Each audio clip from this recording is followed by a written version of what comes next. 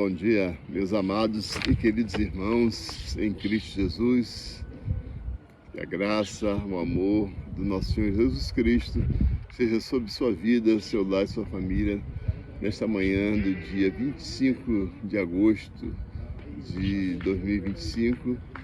Eu estou falando com vocês aqui das dependências do Hospital São Julião, aqui em Campo Grande, Mato Grosso do Sul. Esta manhã eu quero trazer uma palavra do Senhor que se encontra no livro do profeta Miqueias, capítulo 6, versículos 1 a 8, cuja mensagem cujo título dessa mensagem é o que o Senhor espera do seu povo. Amém? O tema, irmãos, da pregação de Miqueias é o clamor por justiça social.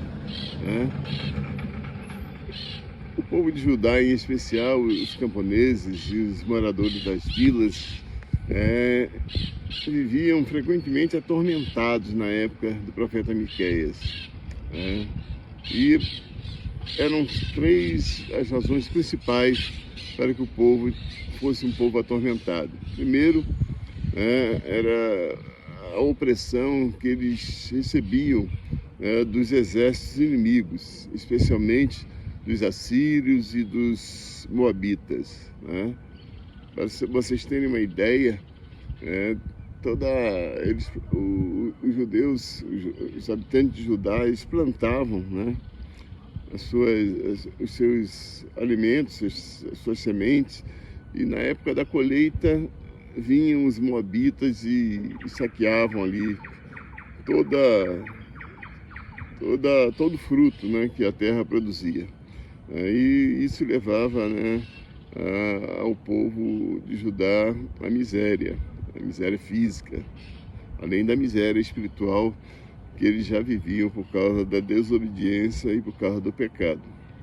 O segundo motivo pelo qual o povo estava atormentado é pela miséria causada pela exploração que sofria dos ricos.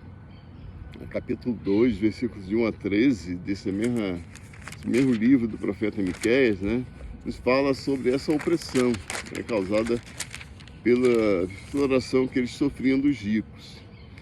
A palavra de Deus diz assim, a partir do capítulo 2, a partir do versículo 1. Ai daqueles que andam no seu leito, imaginam a iniquidade e planejam o mal. Ao amanhecer, eles o praticam, porque têm poder para tanto.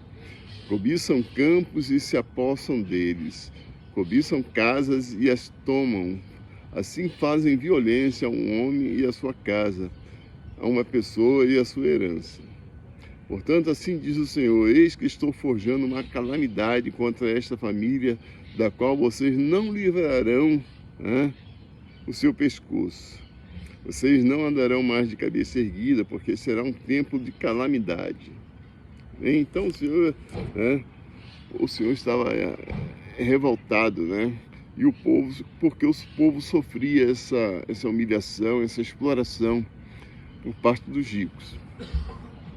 E havia também a opressão dos governantes. Capítulo 3, versículo de 1 a 4, nos fala que o povo também, além de sofrer a exploração por causa dos ricos, ele também sofria a opressão dos governantes.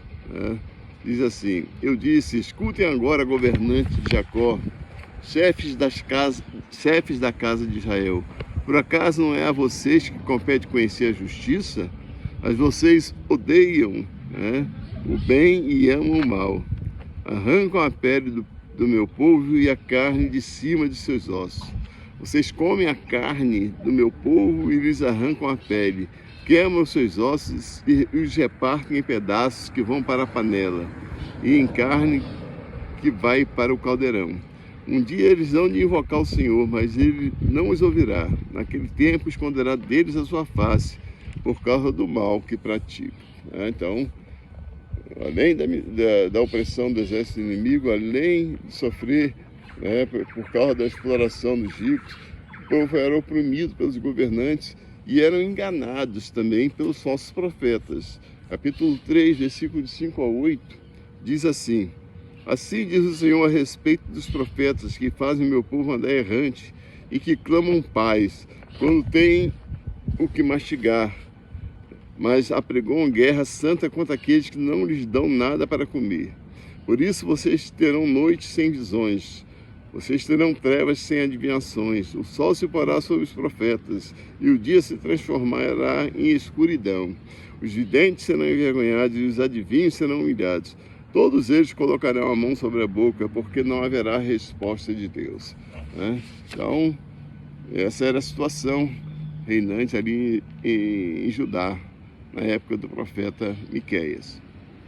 Então, mas primeiro, vamos ver a primeira consequência disso, é que a rejeição e a desobediência às leis, ela suscita a ira de Deus. Vamos lá então, no capítulo 6 do profeta Miqueias, diz assim, versículo 1 e 2: Escutem agora o que diz o Senhor, levante-se e defenda sua causa diante dos homens, e que as colinas ouçam a sua voz. Ó montes, escutem a controvérsia do Senhor, e vocês, duráveis fundamentos da terra, prestem atenção, porque o Senhor tem uma controvérsia contra o seu povo e entrará em juízo com Israel. Amém? Então, nós vemos que a rejeição e a desobediência à palavra de Deus, irmãos, ela suscita a ira de Deus. Muitos cristãos, hoje em dia, não conseguem ser abençoados, não conseguem ter uma vida de paz e de prosperidade, porque eles rejeitam e desobedecem à palavra de Deus. Não estão com seus ouvidos atentos ao clamor de Deus. E por isso não conseguem alcançar as bênçãos de Deus. Em segundo lugar, irmãos, o Senhor indaga ao povo de quem seria a culpa pela desobediência e negligência deles. Seria de Deus? Será que Deus seria culpado por isso? Vejamos o que nos diz os versículos 3 a 5 do capítulo 6. Meu povo, o que foi que eu lhes fiz? Como foi que eu o levei a ficar cansado? Responda. Pois eu tirei da terra do Egito e o resgatei da casa da servidão e enviei adiante de você Moisés, Arão e Miriam, para que ensinasse o povo. Meu povo, lembre-se do que Balaque, rei de Moabe, havia planejado e do que Balaão, filho de Beor, lhe respondeu. Lembre-se também do que aconteceu desde Sitim até Gilgal, para que você conheça os atos de justiça do Senhor. Amém? Então, irmãos, Deus estava indagando o povo. Será que eu sou culpado por vocês serem desobedientes e negligentes? Será que a culpa é minha? Diz o Senhor. E nós vemos, irmãos, que Deus ele não é culpado com relação a essas questões. O próprio povo é que negligencia a palavra de Deus, o próprio povo é que desobedece a palavra de Deus, e por isso ele não consegue alcançar as bênçãos do Senhor. Amém? Então, irmãos, não é a culpa do Senhor, a culpa é nossa mesmo. Todas as vezes, a palavra de Deus é assim como nós precisamos de arroz, feijão e carne para manter o nosso corpo físico saudável. Nós precisamos da palavra de Deus para que o nosso espírito seja alimentado e fortalecido. E quando nós desobedecemos e negligenciamos a palavra de Deus, irmãos, isso suscita, além de suscitar a ira de Deus, traz maldição para nossas vidas. Ao invés de bênçãos, nós colhemos maldições por causa da desobediência e da negligência com relação à palavra de Deus. Em terceiro lugar, irmãos, a oferta do povo aqui na palavra de Miqueias pelo pecado que é rejeitada por Deus. Os versículos 6 e 7 dessa palavra de Miqueias 6 nos diz o seguinte: com quem me apresentarei ao Senhor e me inclinarei diante do Deus excelso? Virei diante dele com holocaustos, com bezerro de 1 ano? Será que o Senhor se agrada com milhares de carneiros, com 10.000 ribeiros de azeite? Darei o meu primogênito pela minha transgressão, o fruto do meu corpo pelo pecado da minha alma? Então, o Senhor já não aceitava mais esses sacrifícios, essas ofertas, né, puramente exterior, que o povo oferecia a ele, né? As ofertas que o povo estava trazendo para o Senhor não era uma oferta, né, que fosse fruto do coração, mas simplesmente algo, né, exterior, né, e que não mudava o caráter das pessoas. Tanto é que ali no livro do profeta Isaías, capítulo 58, o Senhor nos fala, né, que ele não aceitava mais o sacrifício do povo. Ele não queria mais saber de carneiros, de bodes, de bois, né, queimados, né? Ele queria um coração quebrantado, né, diante dele. Isso era o que ele queria ter, que o povo não oprimisse o seu semelhante, que amasse o seu semelhante e ajudasse o seu semelhante, né? Então, no final ali do capítulo 58, ele diz que se nós agirmos assim, o nosso sol será, a nossa vida será como o sol do meio-dia, né? Que brilhará cada vez mais, né? E mais. Isso é agradável ao Senhor. Amém? Então, o Senhor quer um coração quebrantado, um coração voltado para Ele, um coração compassivo, né? Coração, ele falou que tiraria de nós o coração de pedra e colocaria em nós um coração de carne, que amasse e fizesse a vontade do Senhor. Esse era o desejo do Senhor. Então, irmãos, qual é a oferta então? Se Deus rejeita essas ofertas, né, de sacrifícios externos, de bodes, carneiros, bois, qual é a oferta que o Senhor, que é aceitável ao Senhor? Veja o versículo 8 aí, capítulo 6, versículo 8 de Miqueias, nos mostra qual é a oferta aceitável do Senhor.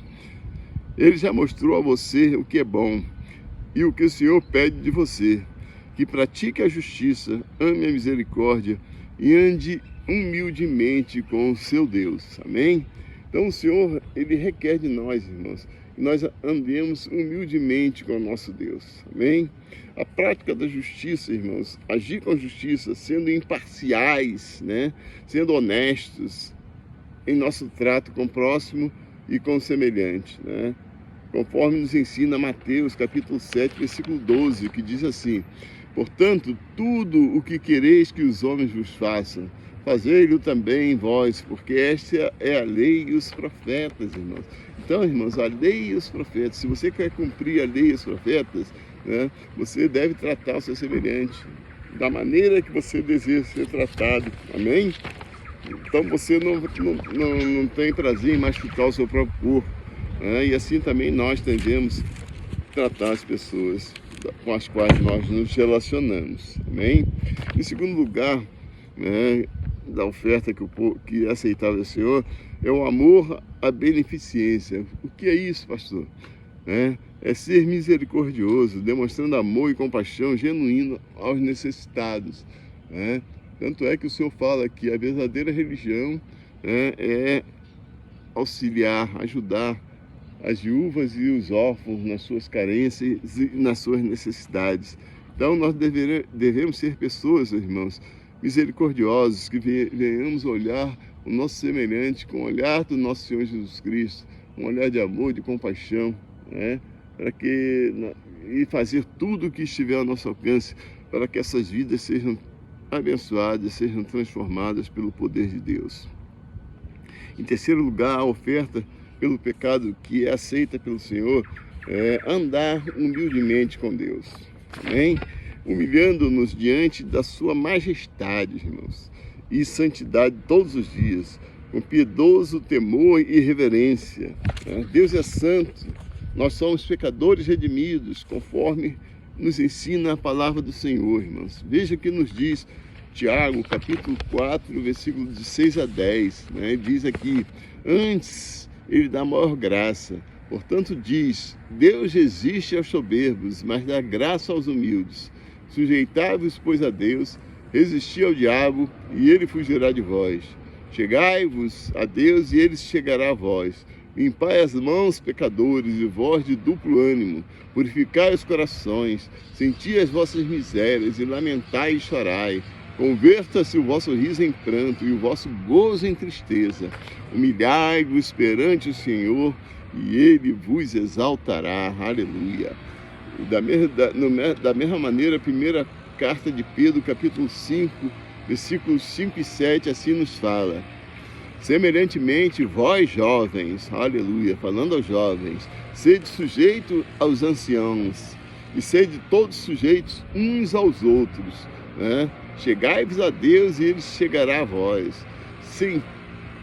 Limpai as mãos, pecadores, e vós de duplo... humilhai-vos, pois, debaixo da potente mão de Deus, para que a seu tempo Ele vos exalte, lançando sobre Ele toda a vossa ansiedade, porque Ele tem cuidado de vós. Amém? Não andeis ansiosos, irmãos. Deus conhece cada uma das nossas carências, das nossas necessidades, e no tempo oportuno Ele há de nos abençoar, para a glória e louvor do nome dEle. Concluindo essa rápida mensagem, irmãos, nesta manhã, é certo, né, que no momento determinado por Ele, Deus executará a vingança contra toda desobediência, negligência e irreverência. Amém? Os olhos de Deus estão em toda parte, irmãos, e Ele punirá toda desobediência, toda negligência e toda irreverência. Por isso temos que ter cuidado, né, na maneira que nós nos procedemos diante de Deus, diante dos nossos semelhantes, né? Só há um meio pelo qual escaparemos da ira futura de Deus, é voltarmos os nossos corações para Ele, aceitando o sacrifício de seu Filho amado na cruz do Calvário, admitindo como Senhor das nossas vidas, né? A maioria das pessoas, irmãos, eles não têm noção do significado do sacrifício de Cristo na cruz do Calvário, né? Você já parou para meditar acerca dessa figura, né, do Senhor Jesus Cristo cravado numa cruz, né? A maioria das pessoas não recebe Jesus como Senhor e Salvador das suas vidas porque elas não conseguem entender a magnitude, né, do sacrifício do Senhor Jesus na cruz.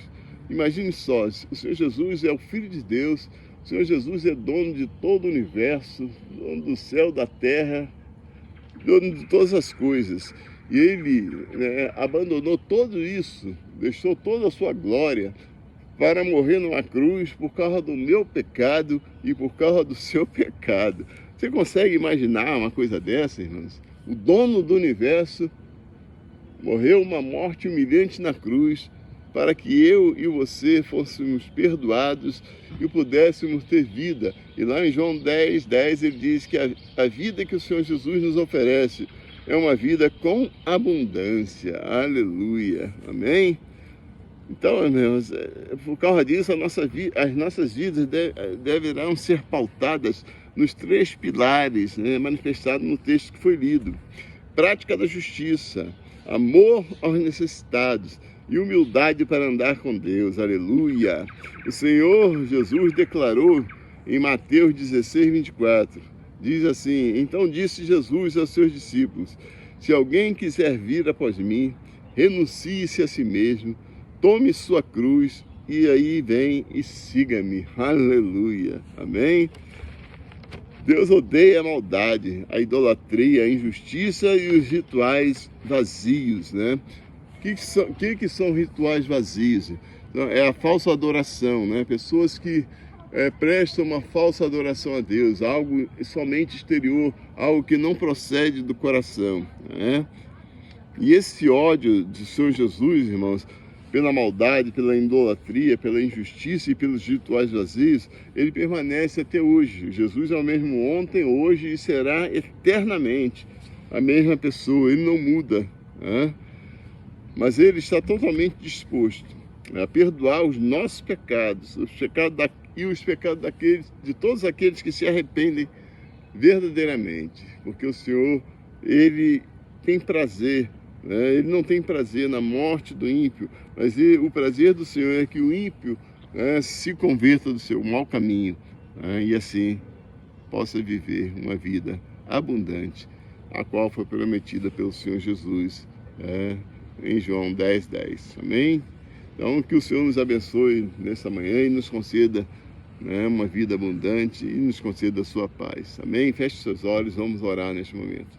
Pai, em nome de Jesus, mais uma vez nós nos colocamos diante da Tua presença, diante do Teu altar, ó Pai, para louvar, glorificar e adorar o Teu santo nome, na beleza da Sua santidade. Nesta manhã, Senhor, ó Deus, em que essa palavra, Pai, vinda do Teu trono foi proferida, nós pedimos que Tua mão de poder esteja alcançando a vida de cada um dos meus ouvintes nesta manhã. Esteja abençoando cada ouvinte, a sua família, o seu lar, concedendo uma semana de paz, de alegria, de amor e de vitórias, no nome santo do nosso Senhor Jesus Cristo, aquele que vive e que reina eternamente e para sempre. Amém. Amém. Tenha um bom dia, uma semana abençoada, em nome de Jesus.